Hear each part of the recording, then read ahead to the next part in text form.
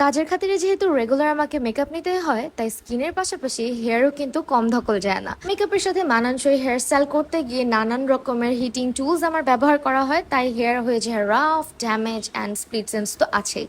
এছাড়া আমার হেয়ার কিন্তু অনেক বেশি ফ্রিজি অ্যান্ড কালার্ড হেয়ার। এত কিছুর পরও আমার হেয়ার থাকে সব সময় soft, smooth, silky and shiny. সেটা কিভাবে আজকে শেয়ার করবো। তো তোমরা দেখতে পাচ্ছ আমার চুলটা আধা ভেজা অবস্থা আছে, মানে আমি টাওয়াল ড্রাই করে নিয়েছি। এই অবস্থায় কিন্তু কোনোভাবেই হেয়ারে ব্রাশ ইউজ করা যাবে না।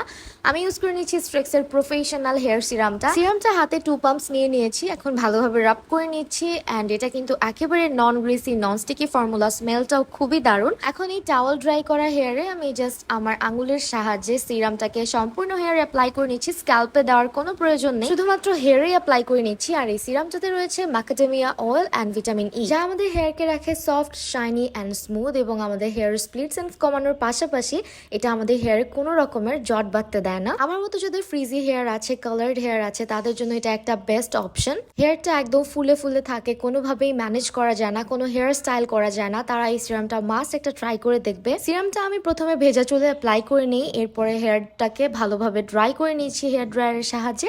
এরপর আমি আরেকটু সিরাম হাতে নিয়ে আবার অ্যাপ্লাই করে নিলাম। যাদের ফ্রিজি হেয়ার বা কালার্ড হেয়ার আছে তারা অবশ্যই জানবে হেয়ারটা ব্লো ড্রাই করার পরে কিন্তু অনেক বেশি ফ্রিজি হয়ে যায় বা ফুলে ওঠে।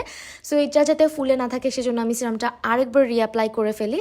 অ্যান্ড তোমরা দেখতেই পারছো আমার চুলটা কি পরিমাণে শাইনি অ্যান্ড স্মুথ লাগছে দেখতে। Frizz free, tangle free and manageable হেয়ারের জন্য স্ট্রেক্সের এই সিরামটা আমি হাইলি রিকমেন্ড করি।